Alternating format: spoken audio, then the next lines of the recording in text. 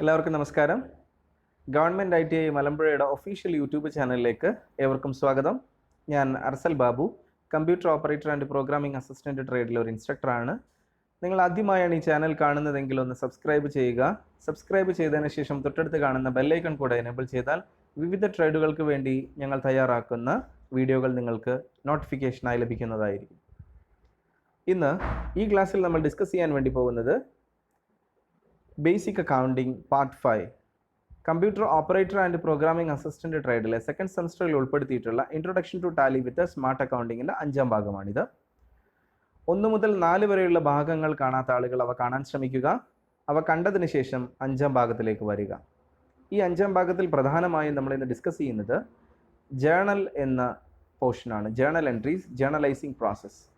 ഈ journalising process നിങ്ങൾക്ക് വ്യക്തമായി മനസ്സിലാകണമെങ്കിൽ ഇതിന് തൊട്ട് മുന്നേ ഉള്ള ക്ലാസ്സിൽ നമ്മൾ ഉൾപ്പെടുത്തിയിട്ടുള്ള ക്ലാസിഫിക്കേഷൻ ഓഫ് അക്കൗണ്ട്സും അതുപോലെ തന്നെ golden rules of debit and credit, golden rules for debit and credit എന്ന ആ ഭാഗവും വളരെ വ്യക്തമായി പഠിച്ച് മനസ്സിലാക്കിയതിന് ശേഷം മാത്രമേ പാർട്ട് 5ലേക്ക് ഞങ്ങൾ വരാവൂ എന്ന് ആമുഖമായി ഓർമ്മപ്പെടുത്തുകയാണ്. ഇനി ബേസിക് അക്കൗണ്ടിംഗ് പാർട്ട് 4ലെ ഒരു റീക്യാപ്പ് എന്താണെന്ന് നോക്കാം. കഴിഞ്ഞ ക്ലാസ്സിൽ വിശദമായി പഠിച്ചത് the classification of accounts, the major classification personal and impersonal. നമുക്കറിയാം, ഒരു അക്കൗണ്ട്സിനെ പേഴ്സണലായും ഇംപേഴ്സണലായും നമ്മൾ ക്ലാസിഫൈ ചെയ്തു. അതിൽ ഇംപേഴ്സണൽ വ്യക്തിഗത അക്കൗണ്ടുകളാണ്. ഉദാഹരണമായി പറയുകയാണെങ്കിൽ Murugan's and bro account, Nandini limited private account and Rahul account, bank അക്കൗണ്ടുകൾ, ഇത്തരത്തിലുള്ള അക്കൗണ്ടുകളെല്ലാം ഈ പേഴ്സണൽ കാറ്റഗറിയിലാണ് വരുന്നത്. ഇനി impersonal further classified into 2 types, the real and nominal.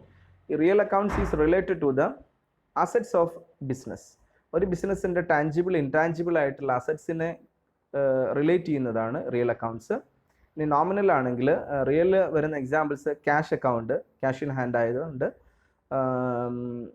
Machineries account, furniture account, അതുപോലെ തന്നെ ബിൽഡിംഗ് അക്കൗണ്ട്, ലാൻഡ് അക്കൗണ്ട്, ഇത്തരത്തിലുള്ള അക്കൗണ്ടുകളെല്ലാം റിയൽ അക്കൗണ്ടിൽ വരുന്നതാണ്, അസറ്റ്സ് റിലേറ്റ് ചെയ്യുന്നതാണ്.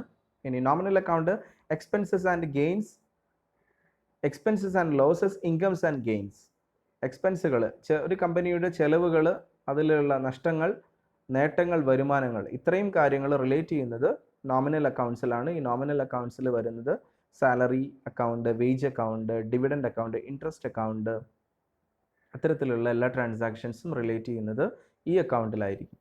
അപ്പം ഈ 3 കാറ്റഗറീസാണ് നമ്മൾ മേജറായിട്ട് ക്ലാസിഫിക്കേഷനിൽ പറഞ്ഞത്: personal account, real account and nominal account. ഇനി ഓരോ അക്കൗണ്ടിലും വ്യത്യസ്തമായിട്ടുള്ള റൂൾസുകളാണ് ഡെബിറ്റിനും ക്രെഡിറ്റും നമ്മൾ സപ്പോർട്ട് ചെയ്യുന്നത്. The first one is the personal account. Relate ചെയ്യുന്നത് മേജറായിട്ടും പേഴ്സണൽ അക്കൗണ്ട്സ് ആണ്. അതിൻ്റെ റൂൾ എന്ന് പറഞ്ഞാൽ debit the receiver and credit the giver.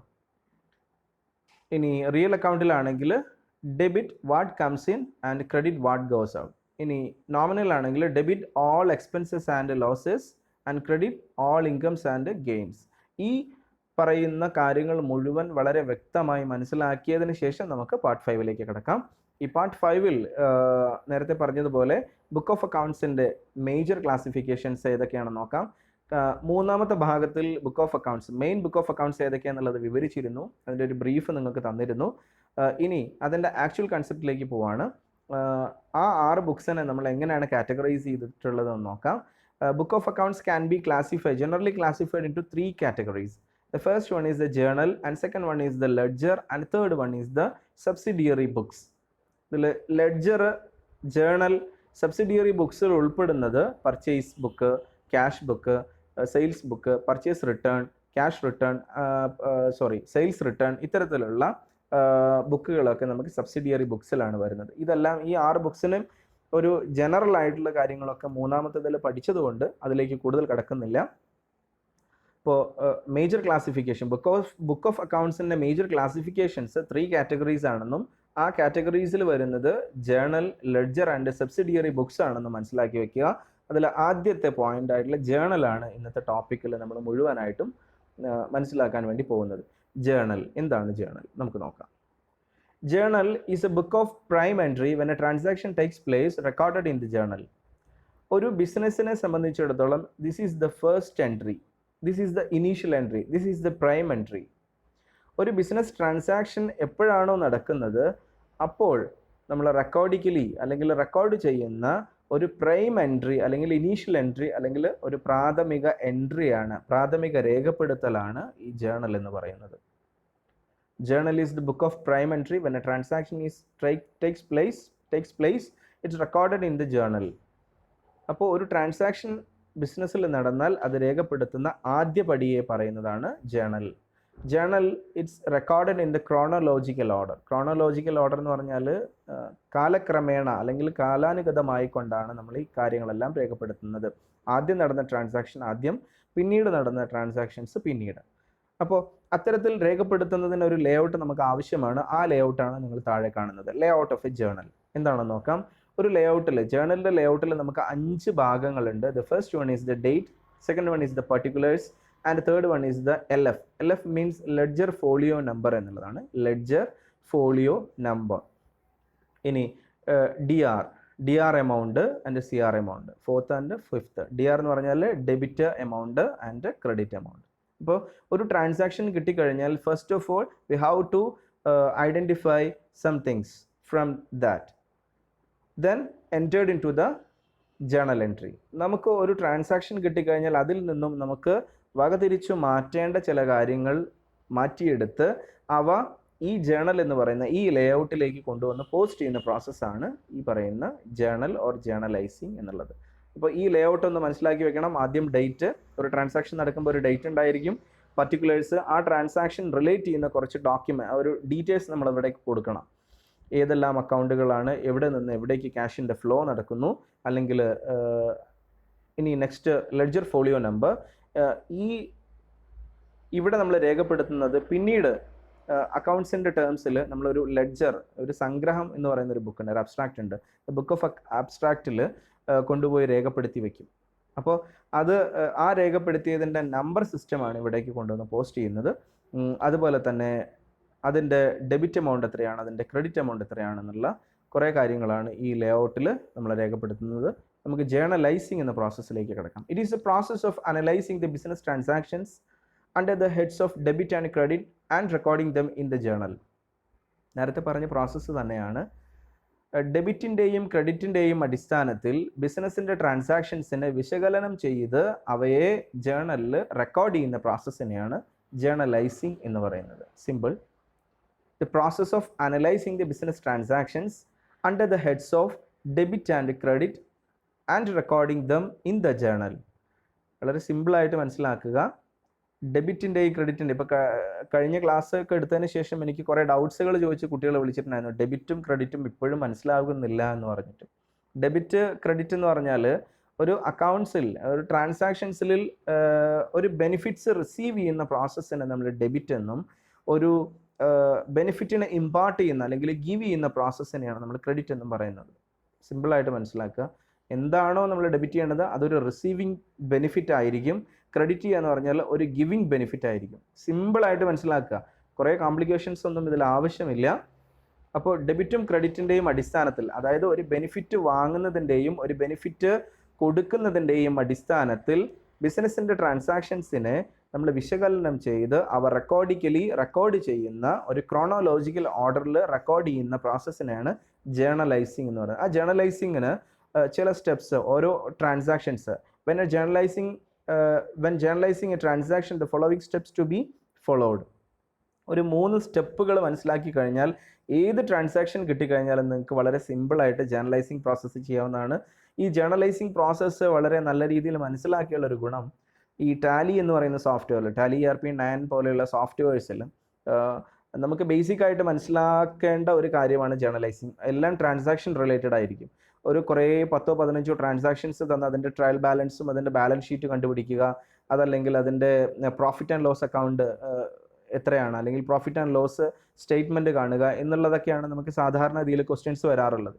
അപ്പോൾ നമുക്ക് ബേസിക്കായിട്ട് മനസ്സിലാക്കേണ്ടത്, ഒരു ട്രാൻസാക്ഷൻ കിട്ടിക്കഴിഞ്ഞാൽ അതിൻ്റെ അഫക്റ്റ് ചെയ്യുന്ന അക്കൗണ്ടുകൾ, അതിൽ ട്രാൻസാക്ഷൻ്റെ flow from one account to another account എങ്ങനെയാണ്, അതിൽ അപ്ലൈ ചെയ്യേണ്ട റൂൾസ് ഏതൊക്കെയാണ് എന്നുള്ളതാണ്. ഇത് മനസ്സിലാക്കി കഴിഞ്ഞാൽ വളരെ സിമ്പിളായിട്ട് ഇക്കാര്യങ്ങളെല്ലാം നമുക്ക് മനസ്സിലാക്കാൻ കഴിയും. സോ ഒരു ഒരു ട്രാൻസാക്ഷൻ കിട്ടിക്കഴിഞ്ഞാൽ അത് ജേർണലൈസ് ചെയ്യുന്നതിന് നമ്മൾ ഫോളോ ചെയ്യേണ്ട റൂൾസ് ആണ്. The first one is what are the accounts affected, name dum. ഏതെല്ലാം അക്കൗണ്ട്സുകളാണ് അതിൽ അഫക്റ്റ് ചെയ്യുന്നത്, അവ ഏതെല്ലാമാണ്. ഇപ്പോൾ ഒരു ട്രാൻസാക്ഷൻ കിട്ടിക്കഴിഞ്ഞാൽ നമ്മൾ മനസ്സിലാക്കുക അതിലെന്തായാലും ഒരു ട്രാൻസാക്ഷനെ റിലേറ്റ് ചെയ്യുന്ന 2 അക്കൗണ്ടുകൾ ഉണ്ടായിരിക്കും. ബേസിക് ആയിട്ട് 2 അക്കൗണ്ടുകൾ എപ്പോഴും ഉണ്ടായിരിക്കും. ആ 2 അക്കൗണ്ടുകൾ ഏതൊക്കെയാണ് എന്നുള്ളത് മനസ്സിലാക്കുകയാണ് നമ്മൾ ആദ്യം ചെയ്യേണ്ട process.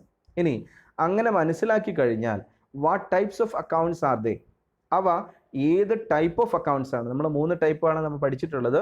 The personal, real, nominal, major ആയിട്ടുള്ള ടൈപ്സ്. ഈ 3 കാറ്റഗറിയിലും ഏതെല്ലാം കാറ്റഗറിയിലാണ് നിങ്ങൾ കണ്ടെത്തിയിട്ടുള്ള 2 അക്കൗണ്ടുകൾ വരുന്നത് എന്ന് ഐഡൻറ്റിഫൈ ചെയ്യാം. അങ്ങനെ വന്നു കഴിഞ്ഞാൽ apply the rules for the debit and credits. ഒന്ന്, ഒരു ട്രാൻസാക്ഷൻ കിട്ടിക്കഴിഞ്ഞാൽ അതിൽ അഫക്റ്റ് ചെയ്തിട്ടുള്ള അക്കൗണ്ടുകൾ ഏതൊക്കെയാണെന്നുള്ളത് കണ്ടെത്തണം. ബേസിക് ആയിട്ട് 2 അക്കൗണ്ടുകൾ എന്തായാലും ഒരു ട്രാൻസാക്ഷനെ റിലേറ്റ് ചെയ്യുന്നുണ്ടായിരിക്കും. അവ ഏതെല്ലാം ടൈപ്പിൽ വരുന്നതാണെന്ന് കണ്ടെത്തുക, അതാണ് രണ്ടാമത്തേത്.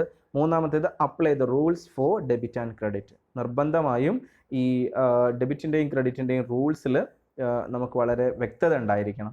എന്താണ് റൂൾസ് ഫോർ ഡെബിറ്റ് ആൻഡ് ക്രെഡിറ്റിൽ വരുന്നത്? പേഴ്സണൽ അക്കൗണ്ട്സ് ആണെങ്കിൽ ഡെബിറ്റ് ദ റിസീവർ, അല്ലേ? Debit the receiver and debit the receiver. ഇനിയിപ്പോൾ പേഴ്സണൽ അക്കൗണ്ട്സിലേക്ക് നമ്മൾ കിടക്കുകയാണെങ്കിൽ debit the receiver and credit the giver. ഈ തത്വം നമ്മൾ മനസ്സിലാക്കിയിരിക്കണം. Debit the receiver and credit the giver. ഇനി റിയൽ അക്കൗണ്ട്സിലേക്ക് കിടക്കുകയാണെങ്കിലോ, റിയൽ അക്കൗണ്ട്സിലാണെങ്കിൽ debit what comes in and credit what goes out. Debit what comes in and credit what goes out. ഇപ്പോൾ ഒരു റിസീവിംഗ് ആണ്, റിസീവിംഗ് ബെനിഫിറ്റ് ആണ്. അതുകൊണ്ടാണ് ഞാൻ നേരത്തെ സൂചിപ്പിച്ചത് കൊണ്ടാണ് വീണ്ടും എക്സ്പ്ലനേഷനിലേക്ക് പോകാത്തത്. പേഴ്സണൽ അക്കൗണ്ട്സിലാണെങ്കിൽ ആരാണോ ബെനിഫിറ്റ് റിസീവ് ചെയ്യുന്നത് ആ അക്കൗണ്ടിനെ നമ്മൾ ഡെബിറ്റ് ചെയ്യണം. ഇനി ആരാണോ അക്കൗണ്ട്സിനെ ക്രെഡിറ്റ് ചെയ്യുന്നത്, ആരാണോ ബെനിഫിറ്റ് നമ്മൾ ഗിവ് ചെയ്യുന്നത്, കൊടുക്കുന്നത് ആരാണോ അവരെ നമ്മൾ ക്രെഡിറ്റ് ചെയ്യണം. ഇനി റിയൽ അക്കൗണ്ട്സിലാണെങ്കിൽ ബിസിനസ്സിലേക്ക് എന്താണോ വരുന്നത്, എന്തെങ്കിലും ബിസിനസ്സിലേക്ക് ഒരു ബെനിഫിറ്റ്സ് ബിസിനസ്സിലേക്ക് വരികയാണെങ്കിൽ അതിനെ ഡെബിറ്റ് ചെയ്യുക. ബിസിനസ്സിൽ നിന്നും ഒരു ബെനിഫിറ്റ് പുറത്തു പോകുന്നുണ്ടെങ്കിൽ ആ അക്കൗണ്ടിന് നമ്മൾ ക്രെഡിറ്റ് ചെയ്യുക എന്നുള്ളതാണ് ഇവിടുത്തെ കൺസെപ്റ്റ്. ഇനി നോമിനൽ അക്കൗണ്ട്സിലേക്ക് നമ്മൾ കിടക്കുകയാണെങ്കിൽ നോമിനൽ അക്കൗണ്ട്സിൽ debit expenses and losses and credit incomes and gains.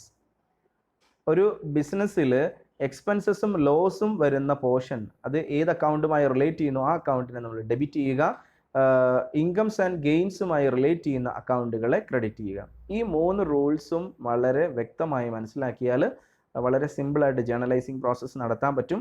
അപ്പോൾ അതിൽ ഫസ്റ്റ് വണ് ഏതൊക്കെ അക്കൗണ്ടുകളാണ് അത് എഫക്റ്റ് ചെയ്യുന്നത്, ആ അക്കൗണ്ടുകൾ ഏതെല്ലാം ടൈപ്പിലുള്ളതാണ്, ഇനി ആ അക്കൗണ്ടുകൾ ഏത് റൂൾസാണ് ഫോളോ ചെയ്യേണ്ടത്. ഈ 3 കാര്യങ്ങൾ മനസ്സിലാക്കി കഴിഞ്ഞാൽ ഈ ഡെബിറ്റ് ആൻഡ് ക്രെഡിറ്റ് കൺസെപ്റ്റ് വളരെ തറോ ആയിട്ട് നിങ്ങൾക്ക് മനസ്സിലാക്കാൻ പറ്റും.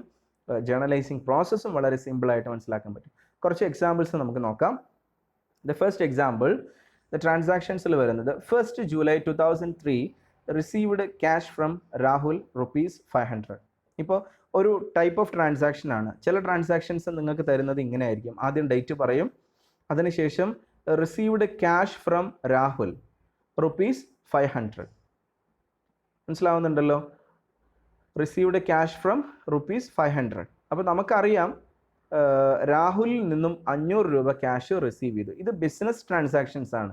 ഇപ്പോൾ ഈ ബിസിനസ് ട്രാൻസാക്ഷൻസ് കിട്ടിക്കഴിഞ്ഞാൽ ആദ്യം നമുക്ക് ആ റൂള് പ്രകാരമുള്ള ഏതെല്ലാം ക്ലാസിഫിക്കേഷൻ നമ്മൾ അഫക്റ്റ് ചെയ്യേണ്ട ഒരു സ്റ്റെപ്സ് ഉണ്ടല്ലോ, ആ സ്റ്റെപ്സ് നമുക്ക് ഏതാണെന്ന് നോക്കാം. ഫസ്റ്റ് സ്റ്റെപ്പ് എന്ന് പറഞ്ഞാൽ ഒരു ട്രാൻസാക്ഷൻ കിട്ടിക്കഴിഞ്ഞാൽ what are the accounts affected. ഈ ഒരു ട്രാൻസാക്ഷനിൽ അഫക്റ്റ് ചെയ്യുന്ന അക്കൗണ്ട്സ് ഏതൊക്കെയാണ്, അവയുടെ പേരുകൾ ഏതൊക്കെയാണ് നമുക്ക് അറിയാൻ പറ്റും. ഇത് ഒരു നോർമൽ ഒരു സിമ്പിളായിട്ടുള്ളൊരു ട്രാൻസാക്ഷനാണ്. അതിൽ കുറേ കോംപ്ലിക്കേഷൻസ് ഒന്നുമില്ല. സ്ട്രൈറ്റ് ഫോർവേഡായിട്ട് തന്നെ നമുക്ക് 2 അക്കൗണ്ടുകൾ ഇതിൽ നമുക്ക് കാണാൻ പറ്റുന്നുണ്ട്. ഏതൊക്കെ അക്കൗണ്ട്? ഒന്ന് രാഹുൽ എന്ന് പറയുന്നൊരു അക്കൗണ്ട്, അല്ലേ? രാഹുലിൽ നിന്ന് ക്യാഷ് വാങ്ങിക്കുന്നു എന്ന് പറഞ്ഞു കഴിഞ്ഞാൽ സ്വാഭാവികമായിട്ടും ഒരു രാഹുൽ എന്ന് പറയുന്നൊരു അക്കൗണ്ട് നമുക്കിവിടെ കാണാൻ പറ്റും. അടുത്തത് ക്യാഷ് റിസീവ് ചെയ്യുന്നു എന്ന് പറയുമ്പോൾ ഒരു ക്യാഷ് അക്കൗണ്ട് അവിടെ നമുക്ക് അതിൽ നിന്ന് നമ്മൾ ഡിറൈവ് ചെയ്തെടുക്കണം. ക്യാഷ് അക്കൗണ്ടും രാഹുൽ അക്കൗണ്ട് എന്ന് പറയുന്ന രണ്ട് അക്കൗണ്ടുകളാണ് ഈ ട്രാൻസാക്ഷനെ എഫക്റ്റ് ചെയ്യുന്നത്. അപ്പോൾ എപ്പോഴും ക്യാഷ് എന്ന് പറയുന്ന ഒരു ടേം നിങ്ങൾ കാണുന്നുണ്ടെങ്കിൽ നിങ്ങൾ ബേസിക് ആയിട്ട് മനസ്സിലാക്കുക, ക്യാഷ് എന്ന് ഒരു കൺസെപ്റ്റ് ഉണ്ടെങ്കിൽ അവിടെ ഒരു ക്യാഷ് അക്കൗണ്ട് ഒന്നാമത്തെ അക്കൗണ്ടായിട്ട് ട്രീറ്റ് ചെയ്യേണ്ടി വരും. ഓക്കെ, ഇനി തൊട്ടടുത്ത അക്കൗണ്ട് എന്ന് പറഞ്ഞാൽ ഇതൊരു വ്യക്തിഗത അക്കൗണ്ടായിട്ട് നമുക്ക് എടുക്കാം, രാഹുൽ. ഇപ്പോൾ നമ്മൾ ഫസ്റ്റ് സ്റ്റെപ്പ് ഐഡൻറ്റിഫൈ ചെയ്ത് കഴിഞ്ഞു, what are the accounts affected. ഒരു ട്രാൻസാക്ഷൻ കിട്ടിക്കഴിഞ്ഞാൽ അതിൽ നിന്നും ഏതെല്ലാം അക്കൗണ്ടുകളിലേക്കാണ് ട്രാൻസാക്ഷൻ ഫ്ലോ നടക്കുന്നത് എന്ന് ഐഡൻറ്റിഫൈ ചെയ്ത് അവയെ മാറ്റി വെക്കുക എന്നുള്ളതാണ്. അപ്പോൾ ആദ്യത്തെ അക്കൗണ്ട് എന്ന് പറഞ്ഞാൽ ക്യാഷ് അക്കൗണ്ടാണ്, രണ്ടാമത്തത് രാഹുൽ അക്കൗണ്ട്. ഇപ്പോൾ രണ്ട് അക്കൗണ്ടുകൾ കിട്ടി. ഇനി രണ്ടാമത്തെ ക്വസ്റ്റ്യൻ എന്ന് പറഞ്ഞാൽ, സ്റ്റെപ്പ് എന്ന് പറഞ്ഞാൽ ടൈപ്പ് ഓഫ് അക്കൗണ്ട്സ്. ഈ ക്യാഷ് അക്കൗണ്ട് ഏത് ടൈപ്പിൽ വരുന്നതാണ്, രാഹുൽ അക്കൗണ്ട് ഏത് ടൈപ്പിൽ വരുന്നതാണ് എന്നുള്ളത് നമ്മൾ മനസ്സിലാക്കുക എന്നുള്ളതാണ്. അപ്പോൾ നമുക്കറിയാം ക്യാഷ് അക്കൗണ്ട് എന്ന് പറഞ്ഞാൽ it is related to the asset ആണ്. അസറ്റ് എന്ന് പറയുമ്പോൾ ക്യാഷ് ഇൻ ഹാൻഡ് ഒരു അസറ്റായിട്ടാണ് നമ്മൾ കാൽക്കുലേറ്റ് ചെയ്തിട്ടുള്ളത്. സോ ക്യാഷ് അക്കൗണ്ട് എന്ന് പറയുന്നത് ഒരു റിയൽ അക്കൗണ്ട് ആണെന്ന് മനസ്സിലാക്കുക. ഇനി രാഹുൽ അക്കൗണ്ടോ, രാഹുൽ അക്കൗണ്ട് എന്ന് പറഞ്ഞാൽ അതൊരു വ്യക്തിഗത അക്കൗണ്ടാണ്. So that is a personal account. അപ്പോൾ നമുക്ക് രണ്ടെണ്ണം കിട്ടി. Cash account is a real account and Rahul account is a personal account. രണ്ടെണ്ണമാണ് കിട്ടിയത് അല്ലേ. ഏതൊക്കെ ടൈപ്പ് ഓഫ് അക്കൗണ്ട്സ് ആണെന്ന് പറയുമ്പോൾ ക്യാഷ് അക്കൗണ്ട് ഏത് ടൈപ്പിലേക്കാണ്, ടൈപ്പ് ഏതൊക്കെയാണ്, പേഴ്സണൽ അക്കൗണ്ട് ആണോ, റിയൽ അക്കൗണ്ട് ആണോ, നോമിനൽ അക്കൗണ്ട് ആണോ, ചെക്ക് ചെയ്തു. അപ്പോൾ ക്യാഷ് റിലേറ്റ് ചെയ്യുന്നത് റിയൽ അക്കൗണ്ടാണ്. ക്യാഷ് ഒരു അസറ്റ് ആയതുകൊണ്ട് അത് അസറ്റ് അക്കൗണ്ടിലേക്ക് മാത്രമാണ് നമുക്ക് കാറ്റഗറൈസ് ചെയ്യാൻ പറ്റുള്ളൂ. രാഹുൽ അക്കൗണ്ട് എന്നുള്ളത് ഒരു വ്യക്തിഗത അക്കൗണ്ട് ആയതുകൊണ്ട് അത് പേഴ്സണൽ കാറ്റഗറിയിലേക്ക് നമ്മൾ മാറ്റി വെച്ചു. ഇപ്പോൾ രണ്ട് ഓപ്ഷൻസ്, ഒരു ട്രാൻസാക്ഷൻ കിട്ടി, രണ്ടെണ്ണം നമ്മൾ ചെയ്തു. ഏതൊക്കെ അക്കൗണ്ടുകൾ എഫക്റ്റ് ചെയ്യുന്നു, ക്യാഷ് അക്കൗണ്ട്, രാഹുൽ അക്കൗണ്ട്. എപ്പോഴും ഇത് കിട്ടുന്ന സമയത്ത് ഓട്ടോമാറ്റിക് ഒരു ട്രാൻസാക്ഷൻ കിട്ടുമ്പോൾ അത് റിലേറ്റ് ചെയ്യുന്ന രണ്ട് അക്കൗണ്ടുകളെ ക്രിയേറ്റ് ചെയ്യാൻ നമ്മൾ പഠിക്കണം എന്നുള്ളതാണ്. ഇനി ആ ക്രിയേറ്റ് ചെയ്തിട്ടുള്ള അക്കൗണ്ടുകൾ ഏത് ടൈപ്സ് ഓഫ് അക്കൗണ്ടിലാണെന്നുള്ളത്. ഇനി മൂന്നാമത്തേത്, ഇനി ഓരോ അക്കൗണ്ടിനും കറസ്പോണ്ടിങ് ആയിട്ടുള്ള ടൈപ്സിന് ബാധകമാക്കിക്കൊണ്ട് ഓരോ റൂൾസ് നമ്മൾ അപ്ലൈ ചെയ്യേണ്ടതുണ്ട്.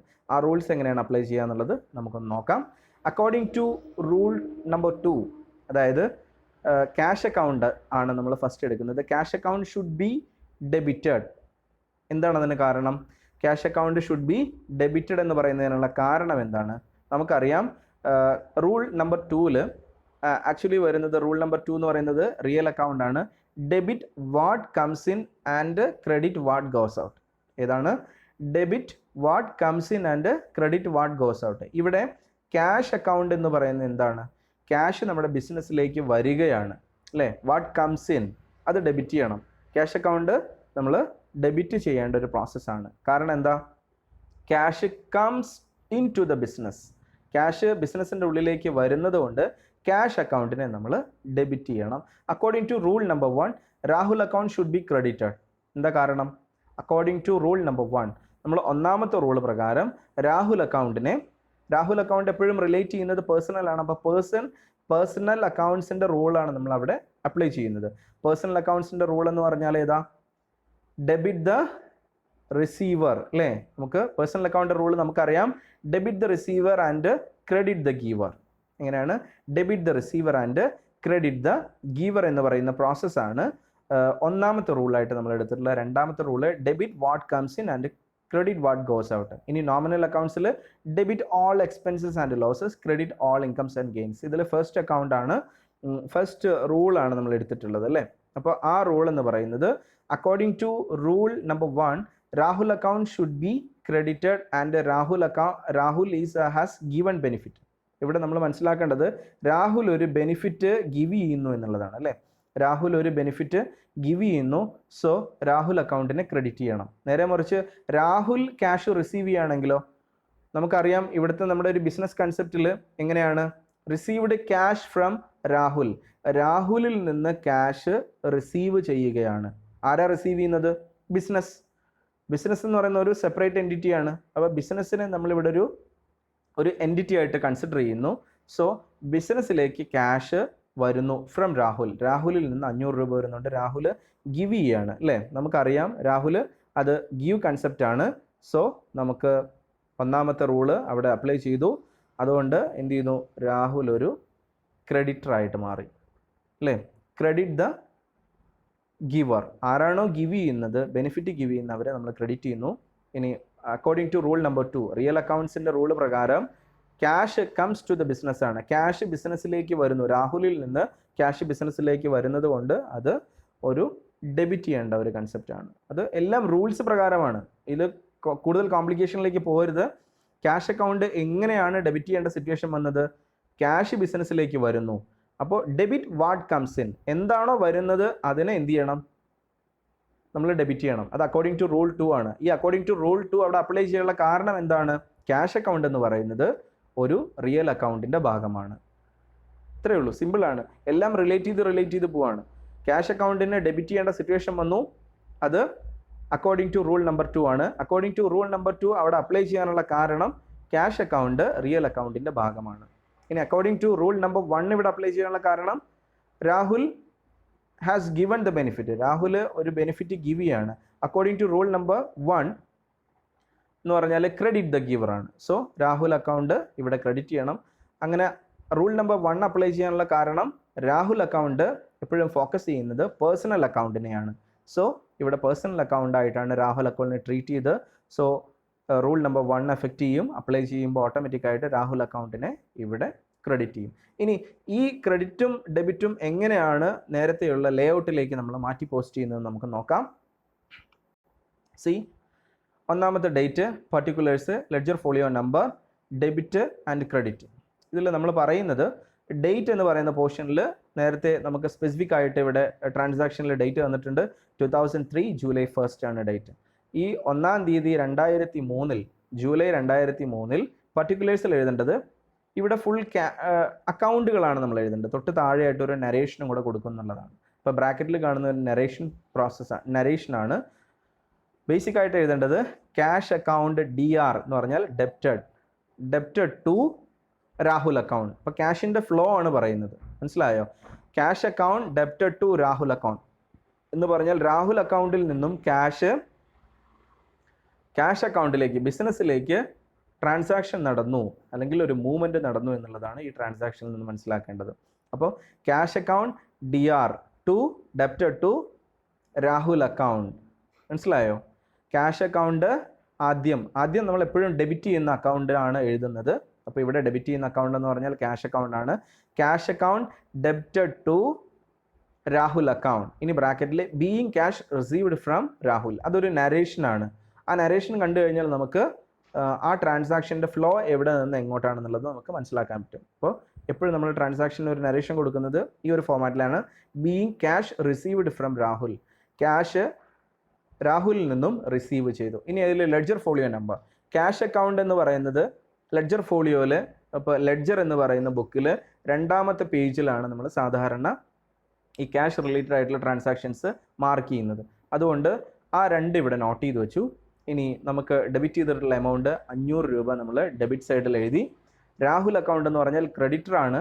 സോ ആ 500 രൂപ നമ്മൾ ക്രെഡിറ്റ് സൈഡിൽ എഴുതി. വളരെ സിമ്പിളാണ്. ആദ്യം ഒരു ട്രാൻസാക്ഷൻ കിട്ടിക്കഴിഞ്ഞാൽ അതിൽ ഏതെല്ലാം അക്കൗണ്ടുകൾ എഫക്റ്റ് ചെയ്യുന്നു എന്ന് നോക്കുന്നു. അതിനുശേഷം ആ അക്കൗണ്ട് ഏത് ടൈപ്പ് ഓഫ് അക്കൗണ്ട്സ് ആണെന്ന് ഐഡൻറ്റിഫൈ ചെയ്യുന്നു. അതിനുശേഷം റൂൾസ് അപ്ലൈ ചെയ്യുന്നു. ഡിപ്പെൻഡ്സ് അപ്പോൺ ആ റൂൾ പ്രകാരം നമ്മൾ ട്രാൻസാക്ഷൻസിനെ ഈ ജേണൽ ലേഔട്ടിലേക്ക് എൻട്രി കൊടുക്കുന്നു. This is the journalising process. ഡെബിറ്റിൻ്റെയും ക്രെഡിറ്റിൻ്റെയും അടിസ്ഥാനത്തിൽ ഒരു ബിസിനസ്സിൻ്റെ ട്രാൻസാക്ഷൻസിനെ വിശകലനം ചെയ്ത് റെക്കോർഡ് ചെയ്യുന്ന, ജേണലിൽ റെക്കോർഡ് ചെയ്യുന്ന പ്രോസസ്സാണ് ജേണലൈസിങ്. കിട്ടിയോ? നമുക്ക് ഒരു എക്സാമ്പിൾ കൂടെ നോക്കാം. 7th July 2003 bought goods for a cash of ₹1,500. 1500 രൂപയ്ക്ക് കുറച്ച് ഇവിടെ ക്യാഷ് എന്തായാലും സ്പെസിഫൈ ചെയ്യുന്നുണ്ട്, മനസ്സിലാക്കി വെക്കുക. ക്യാഷ് സ്പെസിഫൈ ചെയ്ത് കഴിഞ്ഞാൽ ഓട്ടോമാറ്റിക്കലി ഫസ്റ്റ് അക്കൗണ്ട് നമുക്ക് ഇതിൽ നിന്ന് കിട്ടണം, പറയാതെ തന്നെ നമുക്ക് കിട്ടണം. അപ്പോൾ 1500 രൂപ ക്യാഷിന് കുറച്ച് ഗുഡ്സ് നമ്മൾ വാങ്ങിച്ചു എന്നുള്ളതാണ് ഇവിടെ പറയുന്നത്. അപ്പോൾ 7th July 2003 ആണ്. അപ്പോൾ ഇത്തരത്തിലൊരു ട്രാൻസാക്ഷൻ കിട്ടിക്കഴിഞ്ഞാൽ first we have to find out what are the accounts affected in the transaction. ഈ ട്രാൻസാക്ഷനിൽ ഏതെല്ലാം അക്കൗണ്ട്സുകളാണ് എഫക്റ്റ് ചെയ്തത് എന്നുള്ളത് മനസ്സിലാക്കുക എന്നുള്ളതാണ് ആദ്യ പടി. അപ്പോൾ എന്ത് ചെയ്യുന്നു?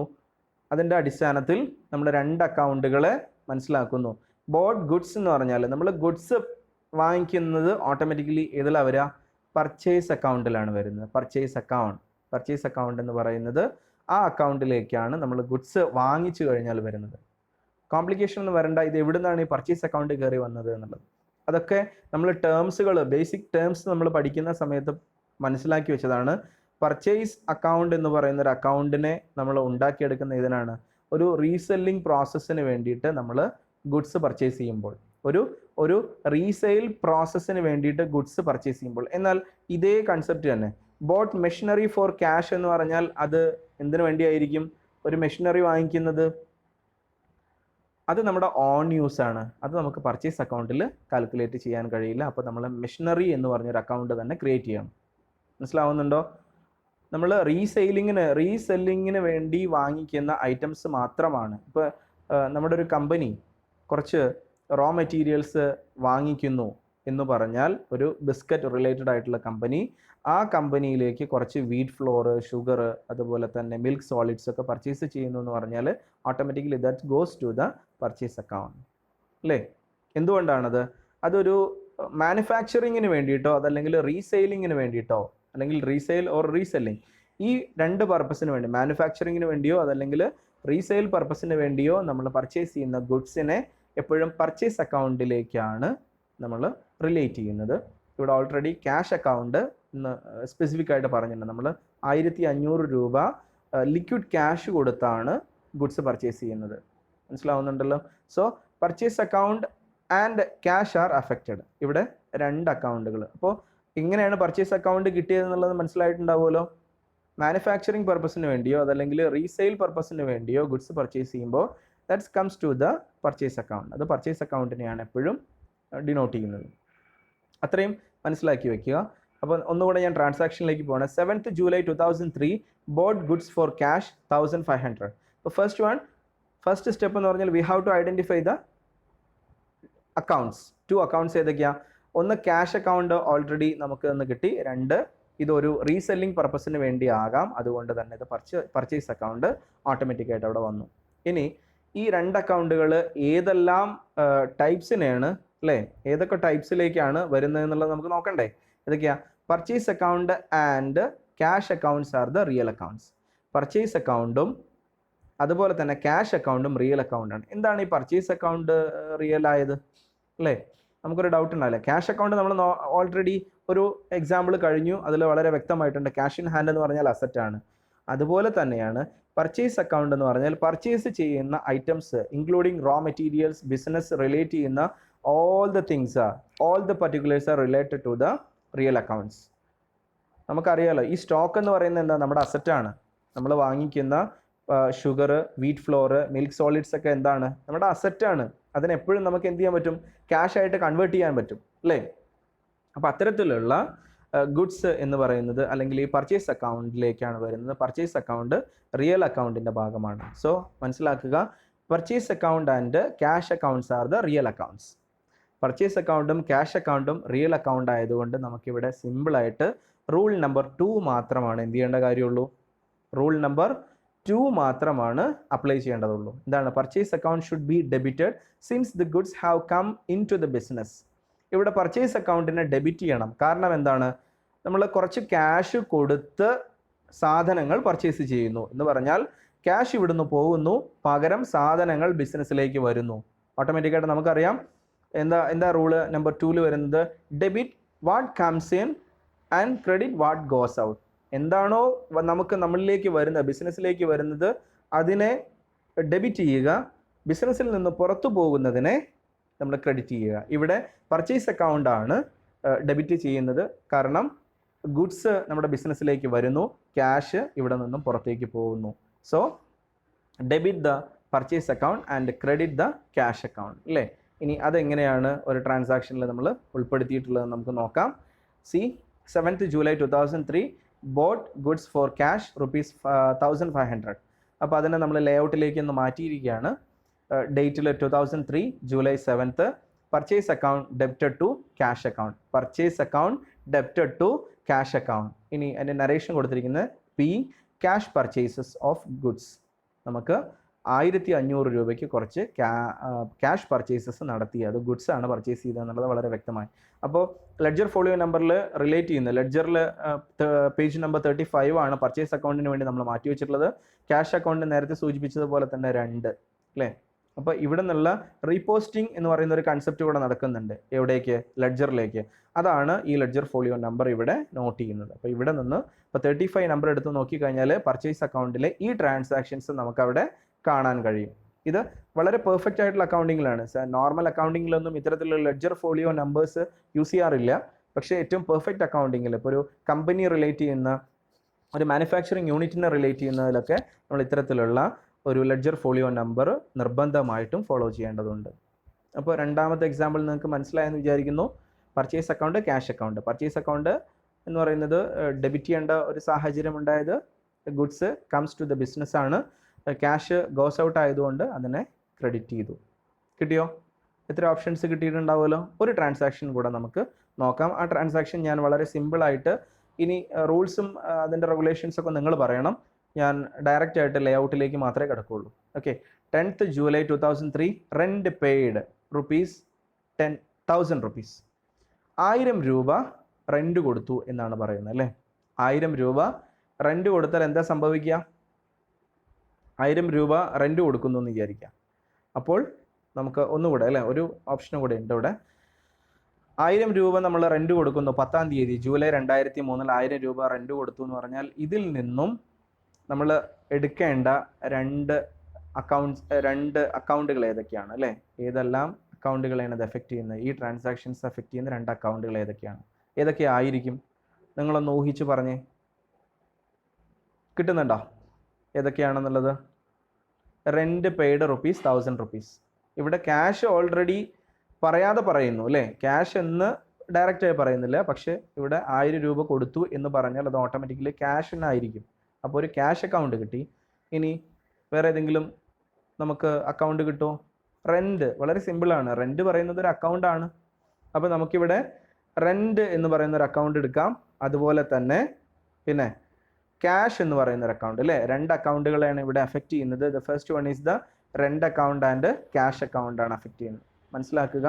ഒരു ട്രാൻസാക്ഷൻ കിട്ടിക്കഴിഞ്ഞാൽ 2 അക്കൗണ്ടുകൾ എങ്ങനെയാണ് അതിൽ നിന്ന് വേർതിരിച്ചെടുക്കുന്നത് അല്ലേ. ഇതൊരു പോസ്റ്റ്മോർട്ടം പ്രോസസ്സാണ്. ഞാൻ നേരത്തെ പറഞ്ഞു, ഒരു ട്രാൻസാക്ഷനെ കീറി മുറിച്ച് അതിൽ ഏതൊക്കെ അക്കൗണ്ടുകൾ എഫക്റ്റ് ചെയ്യുന്നു, അത് ഏതെല്ലാം ടൈപ്പാണ്, അതിൽ ഏതെല്ലാം റൂൾസ് അപ്ലൈ ചെയ്യണമെന്ന് നമ്മൾ വളരെയധികം ഡീറ്റെയിൽസ് എല്ലാം കണ്ടെത്തിയതിന് ശേഷമാണ് ഈ ജേണൽ ലേഔട്ടിലേക്ക് പോസ്റ്റ് ചെയ്യുന്നത്.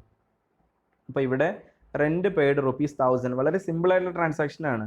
അപ്പോൾ ഇതിൽ നിന്നും 2 അക്കൗണ്ടുകളെ 1000 രൂപ കൊടുത്തതുകൊണ്ട് ഇവിടെ വേറെ ഒന്നും മെൻഷൻ ചെയ്തിട്ടില്ല. റുപ്പീസിൻ്റെ കാര്യം മാത്രം പറഞ്ഞതുകൊണ്ട്, നേരെ മറിച്ച് ഒരു ചെക്കോ അതല്ലെങ്കിൽ വേറെ ഏതെങ്കിലും ബാങ്കിൻ്റെ കേസ് പറയുകയാണെങ്കിൽ അത് ബാങ്ക് അക്കൗണ്ട് അവിടെ ഓട്ടോമാറ്റിക്കായിട്ട് നമ്മൾ എടുക്കേണ്ടി വരും.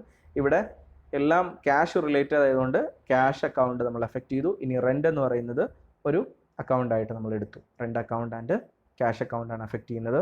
ഇനി ഇത് രണ്ടും ഏതെല്ലാം ടൈപ്പിലാണ് വരുന്നത് എന്നുള്ളത് നമുക്ക് ചെക്ക് ചെയ്യാം. റെൻ്റ് അക്കൗണ്ട് എന്ന് പറയുന്നത് നോമിനൽ അക്കൗണ്ടാണ്. കാരണം എന്താ? റെൻ്റ് എന്ന് പറയുന്ന ഒരു എക്സ്പെൻസ് ആണ് അല്ലേ. നമ്മുടെ ബിസിനസ്സിനെ സംബന്ധിച്ചിടത്തോളം ദിസ് ഈസ് എ എക്സ്പെൻസ്. ഒരു എക്സ്പെൻസിന് എപ്പോഴും നമ്മൾ കാറ്റഗറൈസ് ചെയ്യുന്നത് എവിടേക്കായിരിക്കും? നോമിനൽ അക്കൗണ്ടിലേക്കാണ് അല്ലേ. അത് നോമിനൽ അക്കൗണ്ടിലേക്കാണ് പോയിന്റ് ചെയ്യുന്നത്. ക്യാഷ് അക്കൗണ്ട് നമുക്കറിയാം, അതൊരു അസറ്റ് റിലേറ്റഡ് ആണ്. സോ അതൊരു റിയൽ അക്കൗണ്ട് ആണ്. റെൻ്റ് അക്കൗണ്ട് എക്സ്പെൻസ് ആയതുകൊണ്ട് നോമിനൽ കൺസെപ്റ്റിലേക്ക് വന്നു. ഇനി ക്യാഷ് അക്കൗണ്ടോ, അതൊരു റിയൽ അക്കൗണ്ട് ആയതുകൊണ്ട് അതിൻ്റെ റൂളാണ് നമ്മൾ അപ്ലൈ ചെയ്യുക. ഇനി ഡിഫറെൻ്റ് ആയിട്ടുള്ള റൂൾസ് ഏതൊക്കെയാണ്? Rent account should be debited since it is an expense. Rent account debit ചെയ്യേണ്ട ഒരു സാഹചര്യം വന്നു. കാരണം according to the rule number 3, debit all expenses and losses, credit all incomes and gains.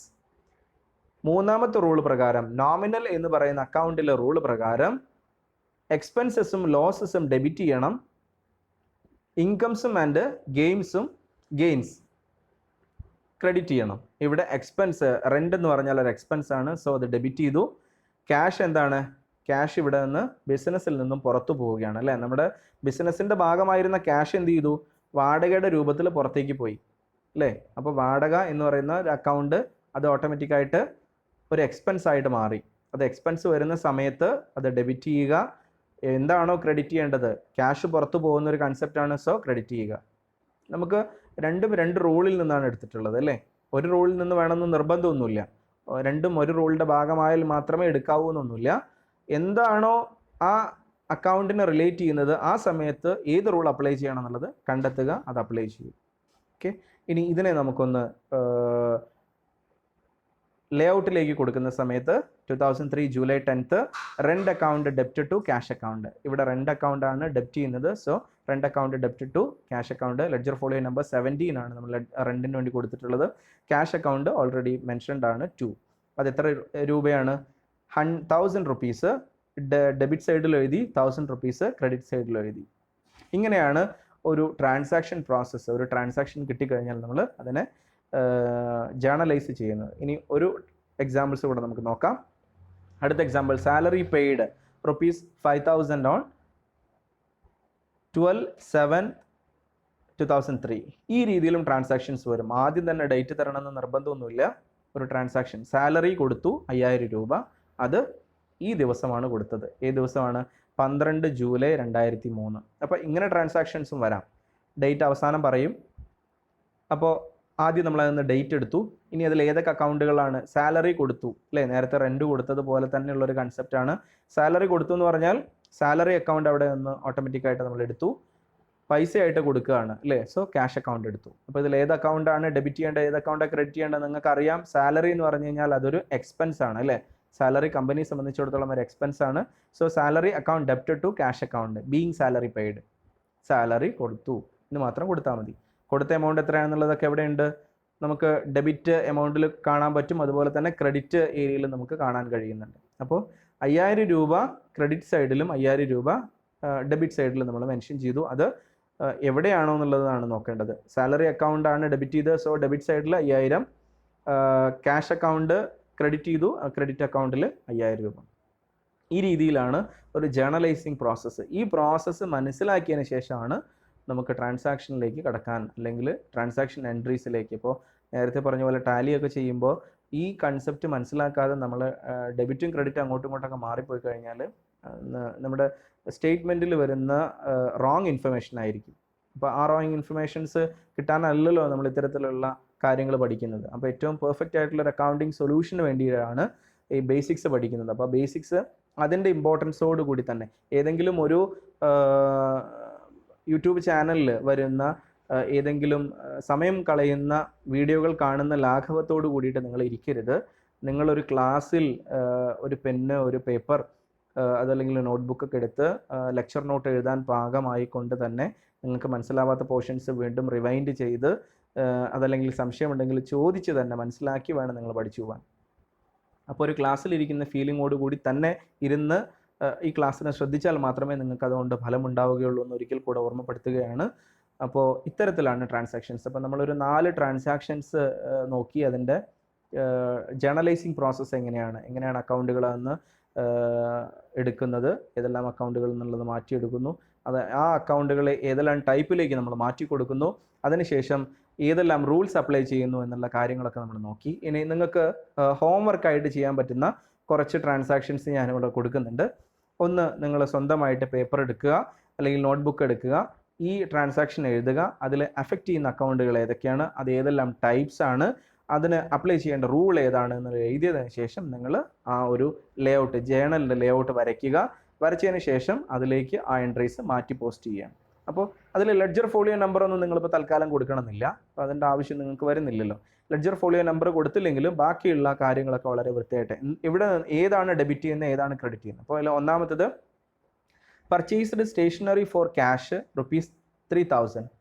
ഇവിടെ നിങ്ങൾക്കറിയാം സ്റ്റേഷനറി ഐറ്റംസ് എന്ന് പറയുന്ന ഒരു റീസെയിലിംഗ് പ്രോസസ്സിന് വേണ്ടിയിട്ടുള്ളതാണ്.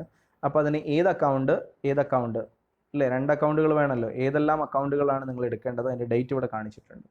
ഇനി ഏത് അക്കൗണ്ട് ഡെബിറ്റ് ചെയ്യുന്നു, ഏത് അക്കൗണ്ട് ക്രെഡിറ്റ് ചെയ്യുന്നു.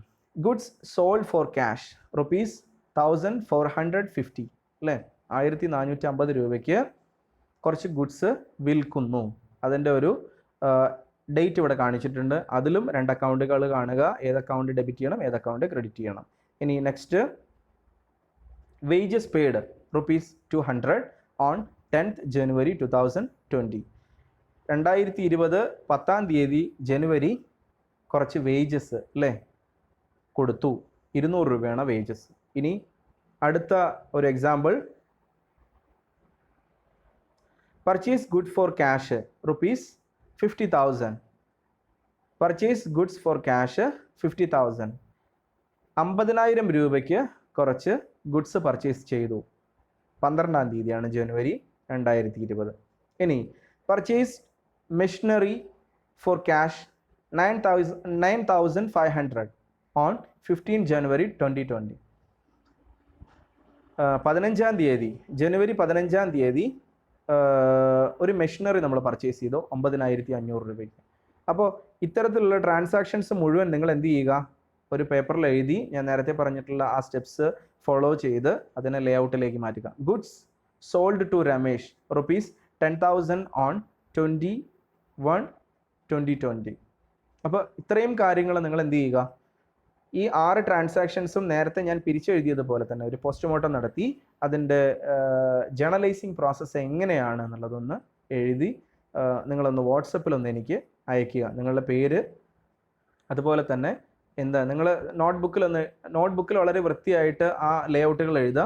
ജസ്റ്റ് ഫോട്ടോ എടുക്കുക, ഒന്ന് എനിക്ക് അയച്ചു തന്നാൽ മതി. നിങ്ങളത് പഠിക്കുന്നുണ്ടോയെന്ന് എനിക്കൊന്ന് എൻഷുർ ചെയ്യുന്നതിന് വേണ്ടിയാണ് ഇത്തരത്തിലുള്ളൊരു പ്രോസസ്സ് ഞാൻ പറയുന്നത്. അപ്പം നിർബന്ധമായും എല്ലാവരും ഈ 6 പർച്ചേസിൻ്റെ ഡീറ്റെയിൽസും നിങ്ങൾ പരസ്പരം അങ്ങോട്ടും ഇങ്ങോട്ടൊന്നും ഷെയർ ചെയ്തൊന്നും കൊടുക്കരുത്. ഇൻഡിവിജ്വലായി തന്നെ ഓരോരുത്തരും പഠിച്ച് മനസ്സിലാക്കുക. എന്തെങ്കിലും ഡൗട്ട് ഉണ്ടെങ്കിൽ നിങ്ങൾക്ക് എന്നെ വിളിക്കാമല്ലോ. നിങ്ങൾ എന്നെ വിളിക്കുക, അല്ലെങ്കിൽ വാട്സപ്പ് ചെയ്യുകയോ അല്ലെങ്കിൽ വോയിസ് ഇടുകയോ എന്ത് വേണമെങ്കിലും ചെയ്യാം നിങ്ങൾക്ക്. ഞാൻ അതിന് നിങ്ങളുടെ ക്വറീസിന് മറുപടി പറയുന്നതായിരിക്കും. അപ്പോൾ ഇത്രയും കാര്യങ്ങളാണ് ഇന്നത്തെ ഹോംവർക്കിൽ നമ്മൾ ചെയ്യാനുള്ളത്. ഇപ്പോൾ സമ്മറിയിലേക്ക് നമ്മൾ കിടക്കുന്നു. നമ്മൾ ജേണൽ എന്താണെന്നുള്ളത് നോക്കി ഒരു പ്രൈം എൻട്രി ആണെന്ന് പറഞ്ഞു. അതിൻ്റെ ജേർണലൈസിങ് പ്രോസസ്സിലേക്ക് നമ്മൾ കടന്നു. ജേർണലൈസിങ് പ്രോസസ്സ് എന്ന് പറഞ്ഞാൽ this is the analysing of the business transaction in the head of debit and credit and recording them in to the journal. ഡെബിറ്റിൻ്റെയും ക്രെഡിറ്റിൻ്റെയും അടിസ്ഥാനത്തിൽ ബിസിനസ് ട്രാൻസാക്ഷൻസിനെ വിശകലനം ചെയ്ത് റെക്കോർഡ് ചെയ്യുന്ന പ്രോസസ്സാണ് ജേർണലൈസിങ്. അതിൻ്റെ കുറേ എക്സാമ്പിൾസും നമ്മൾ നോക്കിയിട്ടുണ്ടായിരുന്നു അല്ലേ. കുറേ എക്സാമ്പിൾസ് നോക്കി, അതിലൊരു 6 എണ്ണം നിങ്ങൾക്ക് ഹോംവർക്കായിട്ട് തന്നിട്ടുണ്ട്. അപ്പോൾ ഇത്രയും കാര്യങ്ങളൊക്കെ വളരെ വൃത്തിയായി നിങ്ങൾ പഠിച്ച് ഈ ജേർണലൈസിങ് പ്രോസസ്സ് എന്താണെന്നുള്ളതൊന്ന് നന്നായി നോക്കുക. നിങ്ങൾക്ക് ഏതെങ്കിലും തരത്തിലുള്ള ഡൗട്ട്സ് നിങ്ങൾക്ക് വരികയാണെങ്കിൽ എന്ത് ചെയ്യാം, നിങ്ങൾക്ക് എന്നെ വിളിക്കാം, മെസ്സേജ് ചെയ്യാം. അതുപോലെ തന്നെ ഏതെങ്കിലും ഡൗട്ട്സ് ഉണ്ടെങ്കിൽ ക്ലാരിഫിക്കേഷന് വേണ്ടി ഏത് സമയത്ത് നിങ്ങൾക്ക് എന്നെ വിളിക്കാവുന്നതാണ്. അപ്പോൾ ജേർണലൈസിങ് പ്രോസസ്സ് വളരെ വൃത്തിയായി മനസ്സിലാക്കുക. 1, 2, 3 തവണ ഈ വീഡിയോ കാണുക. അതിനുശേഷം നമുക്ക് തൊട്ടടുത്ത ക്ലാസ്സിലേക്ക് കിടക്കാം. എന്തായാലും നമസ്കാരം. Thank you.